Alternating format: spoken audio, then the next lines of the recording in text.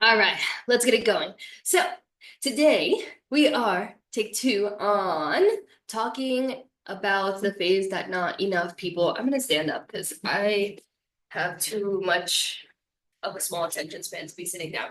So, we are going to be talking about the phase that not a lot of people talk about, but that everybody 100% needs, and that is your maintenance phase, right? This is really where the magic happens.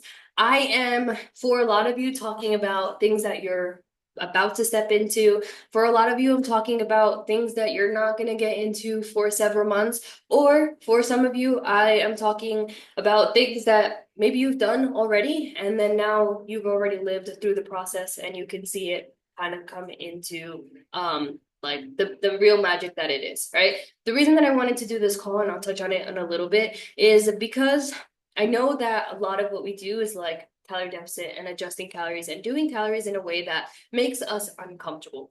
And often when we do that, we don't really see like that light at the end of the tunnel. Like, where am I going? What's after this? Right? Sometimes people say, like, oh, I went to a social event. And I feel like sometimes I gotta say no to certain things. And I'm like, yes, I get it. I know because you're in a deficit, you're in a fat loss phase. But I like teaching about maintenance so that you know that everything that you're going through when you're in a deficit is really just temporary. And there is something that's coming after. And most importantly, the deficit is not like the end goal. So we're going to talk about that today. Now, what is a maintenance phase? It's really just when you stop eating in a calorie deficit or even in a calorie surplus that some of us are doing as well, and you eat the number of calories you just need to maintain your current weight, right? Slowly adjusting your calories over time. So if you're in a deficit, we'll slowly increase it. If you're in a surplus, we'll slowly decrease it. This is where you give your body a break to settle into its new identity. So you've made this change. Great. But it's not like, cool, got there, I'm done. Let's go. Like, no, there's actually so much more that comes, right? Think about fat loss as like you're pushing the gas pedal, getting to where you want to be, but maintenance is like switching into cruise control. So now you're still moving forward, but you're not necessarily burning yourself out and you're not doing that much effort. So, you are not meant to be in a diet forever. In fact, staying in a calorie deficit long term is one of the worst things that you can do, not only to see or keep the weight off, but to see more progress over time. I've done it. I probably ate like 1,500 calories for way longer than I should. I felt all of the negative things that my body could have felt from it because I was overtraining, I was overdoing, and I was underfueling. What happens? Your body becomes more resistant, and eventually your body comes to a point where, like, you're either going to give me food or I'm going to make you give me food. And that's why a lot of people will tend to binge after losing a lot of weight and keeping it off, and then it just goes away, right? Or they start to see health issues. Now, why can we not stay in this calorie deficit? Why do the calories that get us to a specific body composition, why do we not stay there, right? What happens is your metabolism adapts. In a very, very simple terms, one thing that can happen is the energy that you do on a day to day, that is really just like you walking, you moving, me moving my hands right now, me talking, me like randomly cleaning my house, that all starts to decrease, right? So if you notice, I notice when I'm in a deficit and I'm driving, I like don't really I usually blast music and I'm like singing and I'm having a good time. When I'm in deficit, I just want to sit there. Like I don't really want to move because I don't have as much energy, right? I remind myself of that, but we even blink less, right? It's very, very small things. And I think those very subtle things, when I learned about it, I'm like, wait, so I am literally almost starving myself, or I'm eating at such low calories just so my body can function off of less calories. And that means I'm moving my hands less and I'm standing less and I'm sitting more on this chair, right?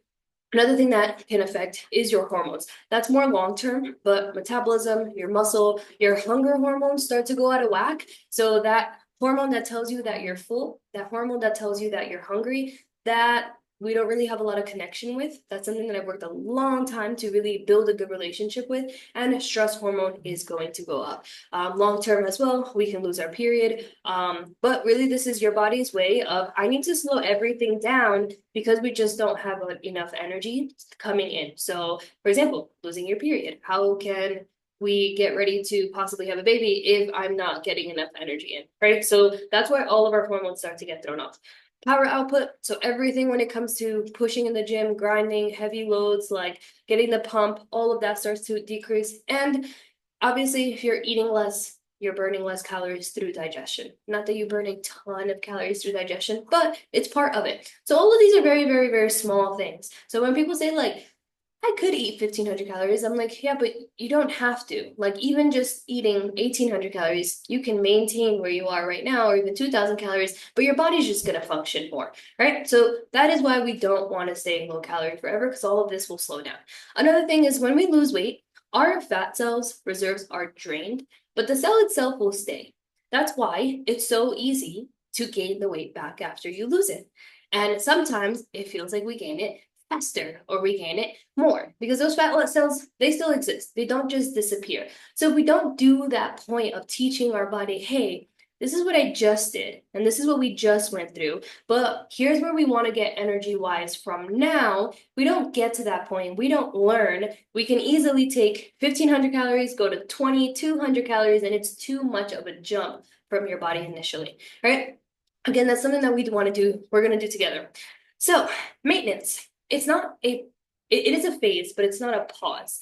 I had a mentor, I think I mentioned this last time, had a mentor that told me like, don't talk about maintenance, just because like it's not very like nobody wants to maintain. And I'm like, but that's the reason that a lot of people aren't keeping the results that they get because nobody talks about the fact that we need to be put in this phase, right? This is where we are taught what it really looks like to maintain the body that we really worked for. So right now, a lot of you can say you can intuitively eat at your deficit. Like if you didn't track tomorrow and you're already at the point tracking your calories, you could probably eat at your deficit. But if I say, hey, I want you to intuitively eat at your maintenance, that might look like, well, what does that even look like?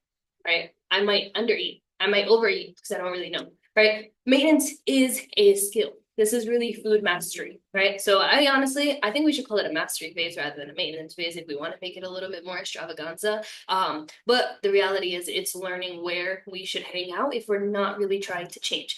And this is what ends the dieting cycle, the rebound, the feeling like food kind of takes over our life. Because again, I'll say it over and over again. I know a calorie deficit is hard, and I know that you put a lot of effort into a calorie deficit to make sure that you're hitting your calories and you're putting a lot of effort into food. When you get to maintenance, that kind of goes away. It all just levels out, right? I say I can track my calories. I actually did it the other day. I have to post it in the group. I was like, I wonder how long it actually takes me to track my calories. It probably took me like a minute to track my entire day, right? I've been doing this for a while, but also it's much easier for me now because I'm in a maintenance phase, right? So that's something that's coming. If you feel resistance with a deficit, understand that that all just gets easier. Benefits of this. Why should you even care? Why can't I just do a deficit? Like, why can't I just eat 1,600 calories or 1,400 calories for the rest of my life? Physically, the benefits that you're going to get, your metabolism is going to be optimized. We get more food and we stay in the same weight. More food is good. We all love food. Even though sometimes we want to fight with food, we all love food. You build more muscle, better recovery, better strength. You have fewer cravings, better digestion, less bloating over time. That one was a huge thing for me. Why am I always bloated? Well, if you're under eating and then you kind of overeat on one day, it's so much easier to bloat. Less cravings. I got the question when how do I deal with my cravings? And recently I got the question, I was like, how do I deal with my craving? What do I usually crave? The reality is I have to, when I get asked that question, I have to think, calorie deficit Nicole, how does she manage her cravings? Because right now I really don't get them that often, right? When you're at maintenance, they don't really come that often. I just had a half a cookie because it's so much easier to fit that cookie, right? More stable weight as well. When you're in a deficit, your weight kind of goes a little crazy all the time. Maybe you go out to eat, right? I know for Mother's Day, some people are like, damn, my weight really spiked. I'm like, well, you had carbs and you had salt. When you're in a maintenance phase, it doesn't spike as much, right? And then future weight loss is also a lot easier. If you want to, let's say you lost X amount of weight and you're like, I don't really want to push more weight loss. Like I've already lost X amount of weight. I'm kind of over this dieting. Like I want to spend some time maintaining, but in the future, I want to lose weight. If you spend some time optimizing your metabolism, building muscle, right, doing all of the things to better your relationship with food, future fat loss is so much easier. A lot of the girls too that have been in the program that have not only been through like one fat loss phase, but have been through two, they'll say the second one is so much easier. And it's part of everything that we learned at maintenance.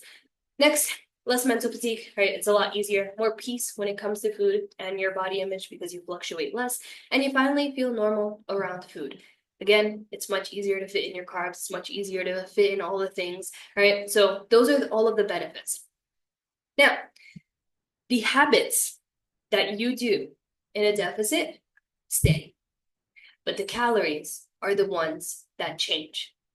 That is something that you have to take with you for the rest of your life. The habits stay, the calories change. So the habits that got the weight loss off, that's going to keep you there, but the calories won't. So 1,500, 1,600, 1,700, whatever your calories are, that's not going to keep the weight off. But grocery shopping, meal prepping, not over snacking, weighing and measuring your food. I do that whether if I track or not. 5 ounces of tofu on deck, 45 grams of oats, like it's just my thing, right?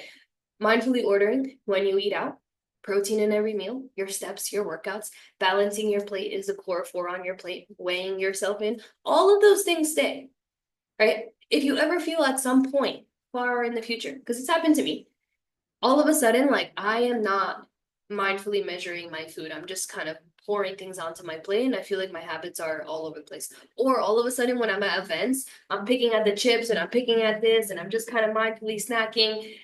Those are not good habits. And if you ever feel like, damn, my habits are slipping, all those habits that I really worked on, just bring yourself back. The easiest thing to do with your habits is bring yourself back.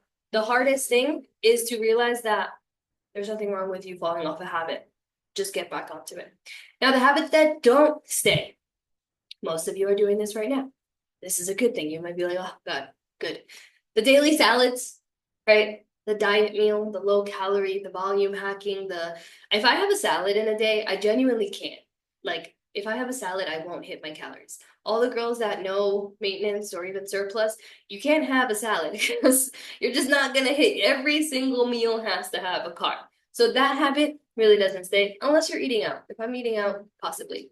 Saying no to social events, to avoid the foods, the drinks. Hey, you want to go out to get pizza? And you're like, damn it. Honestly, I want to have my meal prep at home, right? I feel that when I'm on a grind, when I'm trying to do a fat loss phase, maybe I just don't want to go. Tracking calories meticulously, that won't really stay. Limiting your carbs, avoiding certain fun foods, like I want that cookie, but like I just don't want it because it doesn't hit my calories.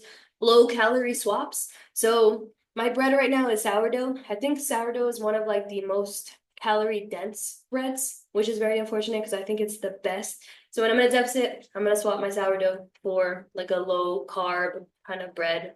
And then the small meals and the small snacks. All of those things, again, those do not stay. If you feel like you're doing that and you feel like, damn, dieting is harder, like, oh my God, I can't imagine myself doing this for the rest of my life. Well, you're not gonna be doing this for the rest of your life, right? You're gonna be doing this part. And this part, I wouldn't say it's easier, but it's a little bit more abundant.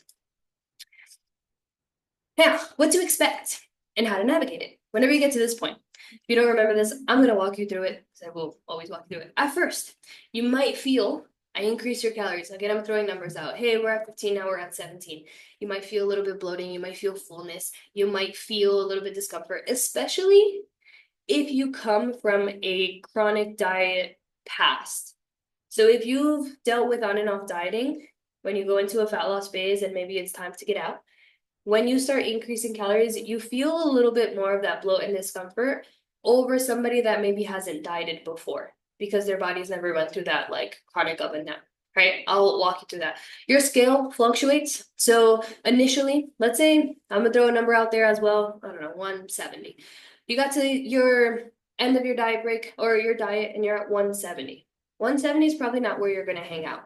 That's your lowest calorie deficit weight. Because what happens is we start to add more food. And when we add more food, we also retain more water. So now all of a sudden you're stepping on the scale and you have a plate of food and a cup of water, right? So it's normal that your weight will go up a couple of pounds, right? It's not fat, but it is just the weight in general. Your strength returns. You will get stronger. I think it's so kick-ass that all of you get so strong when you're on a deficit. When you're on a maintenance, it's sick. Like shoots up, right? A lot of you also, if you're new to working out, you get the newbie gains. So newbie gains is when you start a program and you're like, rocket, like all your lifts shoot up. I absolutely live through you guys.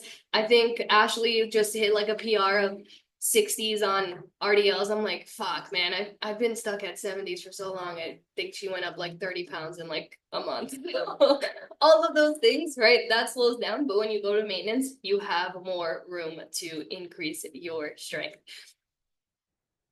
And next. Okay, so this is Via. Talk about Via a lot.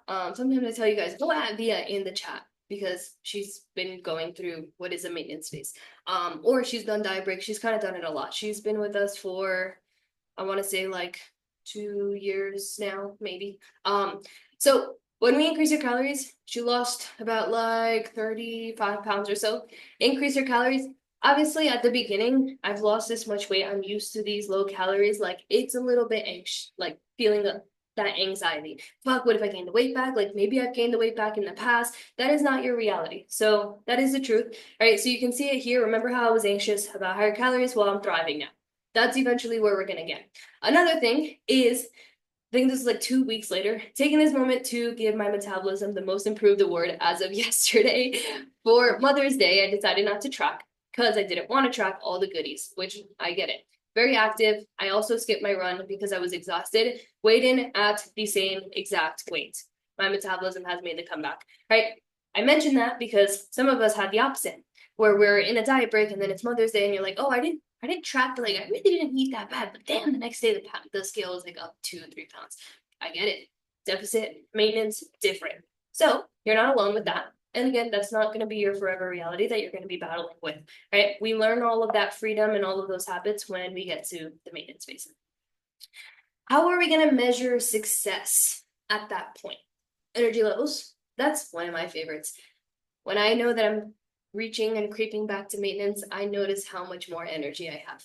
I notice that I do this a lot and I walk and I want to like do things in my house. Energy levels, your strength increases. You have a lot more peace when it comes to food. You just have so much room for food. You will all get to a point where you're saying, Nicole, how am I supposed to hit my calories? Like, I understand that I'm low, but what am I supposed to do to get them higher? We'll talk about that. Consistency without the burnout, dieting, deficit, it's hard, biofeedback, and the scale as well, a little bit less, more so maintaining that. Now, why am I teaching you this? I'm teaching you this because 90% of people who successfully lose weight will gain that weight back within the next 3 years.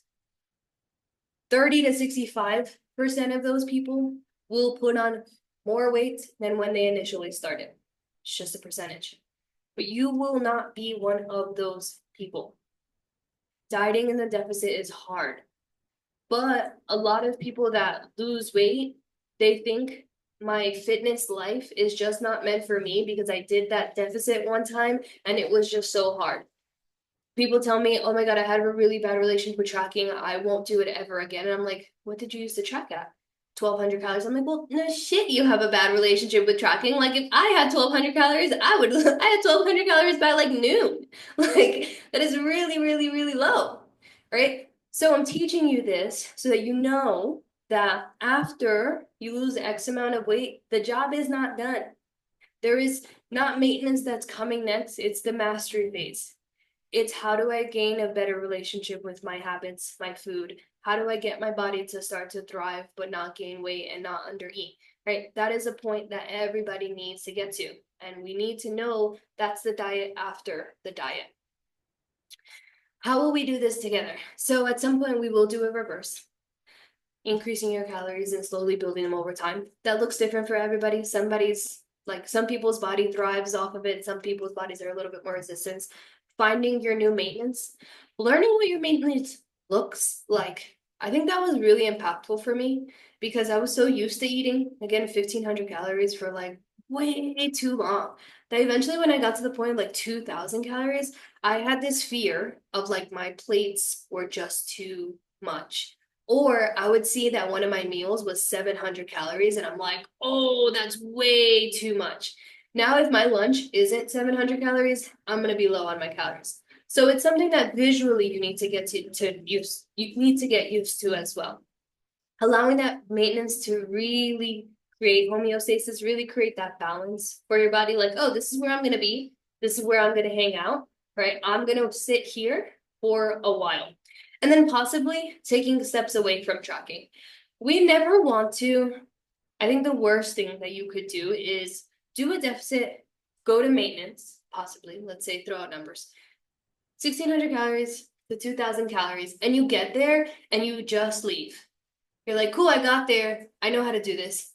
Continue tracking. We always want to continue tracking just for a little bit longer, to the point where you're tracking 2,000 calories and you're saying like, oh, this is so boring. And then you start pulling those days. So that's where we want to go. I've seen a lot of people, Nicole, great. I've learned so much. Awesome. And I'm like, we haven't even done your calories. Like you can't just stop tracking just yet. You just got here. Give it time because it does take time. And what are your meals going to look like? Carbs in every meal. If you don't have carbs in every meal right now because you're trying to adjust that in your calories, I get you. I know. But eventually, you will have carbs in every meal. You'll have more carbs in every meal. Right? More nutrients.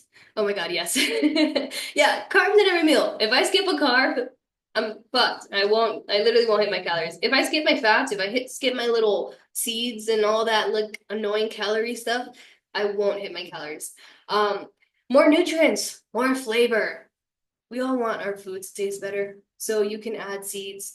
I think pumpkin seeds are like so many calories, hemp seeds, chia seeds, all of these things, avocado, butter, oil, chocolate, sauces, dressings, honey, all those little toppings that maybe you pull out and your food's a little dry on deficit, those come back. So when I have pancakes, yes, I'm adding chocolate. Because if not, again, I need to have some type of something in my day. Seeds I have in every single meal. If you are making potatoes and you put them in the air fryer, you're like, damn, these are a little dry. I wish I could like sprinkle some butter, sprinkle some ghee on it. When you're in a maintenance, you have the calories. You can do that. All right. Your size increases. This is temporary. Your meals aren't always gonna get bigger, but at the beginning they will. So you'll go from like 1 cup of rice or like half a cup of rice to a cup of rice. So your meal itself gets bigger. You'll have this big ass sandwich. But eventually, even if I went now and I added 300 calories to my day, my meals are going to be the same size, even though the calories are going to increase. But I'll walk you guys through that. And more flexibility to a certain extent. Obviously, it's not a free for all. You can just eat cookies and all these things every single day and every meal. You don't have to do anything. No, not completely, but to an extent, yes, you will have more flexibility. And this is what truly ends that diet culture. So weight loss isn't the victory, weight maintenance is. And that itself is a skill. So yes, I know that you're going to get there, but just know that there's more when it comes past to that. Long-term success and peace with our body, joy around food and lifestyle does not need to drain you. Even your steps. I have some of you walking a buck ton of steps. We bring those down, and then you don't feel like you have to do so many steps on a day-to-day, right? All of these things that you're working so hard on right now, it gets much easier. And I teach you this because I want you to keep going, and I want you to know that there's that light at the end of the tunnel. And of course, this will always bring us to our favorite mantra, which is food is love and strength is power. And that is it for today. Do we have any questions?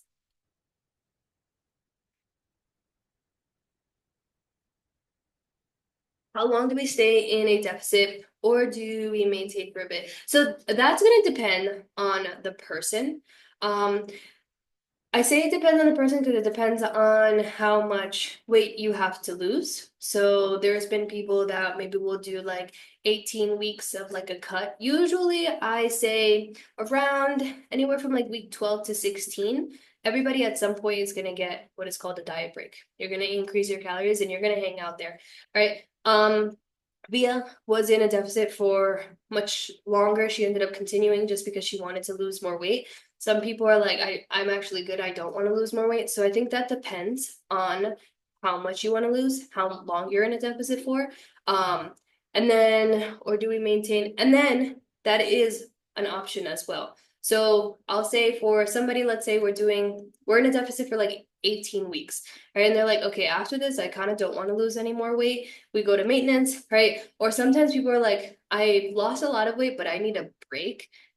let's focus on building muscle. Let's focus on maintenance for like the next 6 months or so. Let's focus on all of those habits and building. And then in 6 months, we can revisit the deficit again since you want to lose another like 5, 10 pounds. Right. So that's always and it depends kind of person. It goes to the individual. Even the length of the maintenance, people that chronically diet, you guys just I say you guys, us, because I did it too.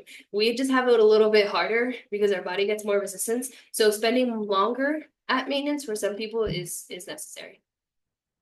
My understanding for maintenance up to 2 years, 2 years for your body to understand what I would say 2 years is much. There's technically we want to stay in a maintenance phase for like double the amount of time that we do a diet for. But again, that depends on how much you want to lose. Um, how long have I been in a maintenance? Now I kind of thrive off of it. Initially, I kind of did more phases of decreasing and cutting and bulking and all of that. But now, yeah, I just kind of chill at maintenance. The longer you can maintain, honestly, the better. Eventually, I actually had this conversation with my coach. I was just telling her I was super stressed and all these things, and I was like, honestly, it's fine because like I'm at maintenance right now, and like it's easier to maintain a body than to change it. So I technically have to put a little bit less like effort into what I'm doing to maintain the body that I have now than I was if I was trying to lose weight. Um, but yeah, we want to get to the point where we're not, I think we can all kind of agree. We want to get to the point where we're not just trying to constantly change our body all the time. Like we're like, oh, I'm good. Like if I stay like this for like the next 2 years, like I'm actually really comfortable. If I see small progress over time, like that's great. But changing our body, it doesn't have to be something where it's just like an identity, right? We want to get to a point where we're truly comfortable and truly confident and truly can just hang out where we are. If your weight loss slows down, is it good to switch back to a maintenance? Good question. So that also depends. Yes and no. So sometimes depends on like the extent. If somebody's been in a deficit for way too long and I can see that like, hey, your hunger is going down. I had a conversation with Crystal the other day. She's like, Nicole, I'm hungry and I'm tired. She's had a big transformation recently, and I'm like, do you want to not diet anymore? Like, do you want to get out or we can push for like 2, 3 weeks? You tell me, right? It's slowing down, but we can hang out here. So sometimes that's a question. Should we switch back to maintenance? Or sometimes if it slows down, we actually need to cut a little bit further. So decrease your calories or increase your steps. Hunger is a good indicator. Yeah, if you're hungry, like all the time, like it is your identity of hunger. Hunger, one, we want to look at meals. So can we take a look at your meals and maybe we could add more volume to your meals? But if like when we're really deep and hunger is like always, always, always, always, that means we don't want to stay there for that much longer. But if it's like hungry at the end of the day, and like, damn, I could have a little bit more, those are just part of the deficit. Any other questions? Or would anybody like to share anything? I'm always hungry. Yeah. You're pretty far right now. You're going. When you're in a deficit again, you're just not getting as much food as you need. So things like at the end of the night, especially when I'm dieting, I'm always gonna have tea. Tea and like a piece of dark chocolate kind of just like chill me out a little bit. But if you're hungry at the end of the night when you're cutting, it's part of it. That's why I like these calls because I understand that sometimes we can feel like, fuck, this deficit's hard. Where are my carbs? I want the rice. I want the pasta. Why did Nicole post her freaking sandwich again or her pizza? Like, I'm pissed. Like, I know. And I do these calls because all of that is coming. I can't wait for my maintenance phase. I love a maintenance phase. I feel like, yeah, we're all eventually going to get there, but it's a learning process. I had to learn when my coach first put me a while ago at like 2,200 calories. I was like, what? How? Like, how am I supposed to do this? It was just like it was learning about food in a very, very different way. Oh, Carla's working out right now? Okay. Love.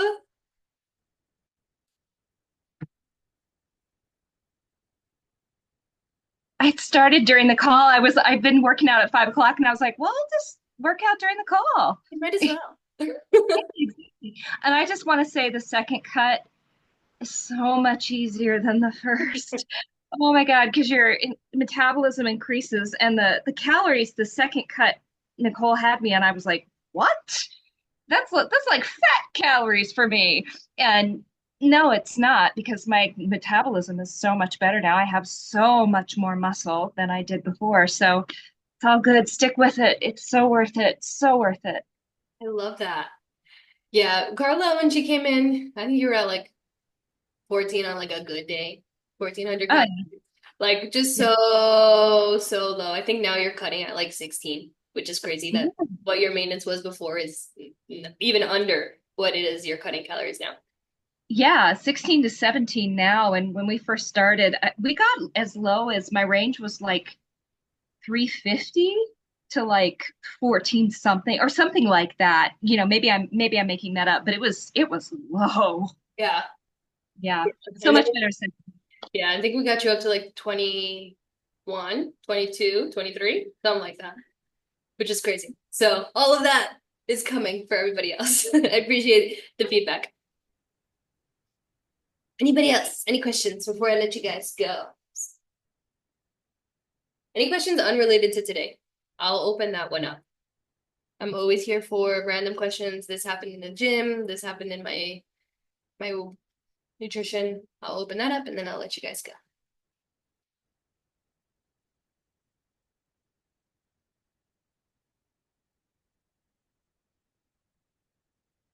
If you do, you can unmute yourself. Going once, going twice. And so, okay, perfect. If you do have any questions, let me know. Send them to me after. I will get to you tomorrow. You don't have to remember any of this. I just wanted this to be like a little teaser in your mind so that it helps you get through these hard times and eventually you know what's coming. But I will guide you guys all to that maintenance phase. You're not gonna have to figure it out on your own. All right, have a wonderful night. I will talk to you guys tomorrow. Keep crushing and killing your workout.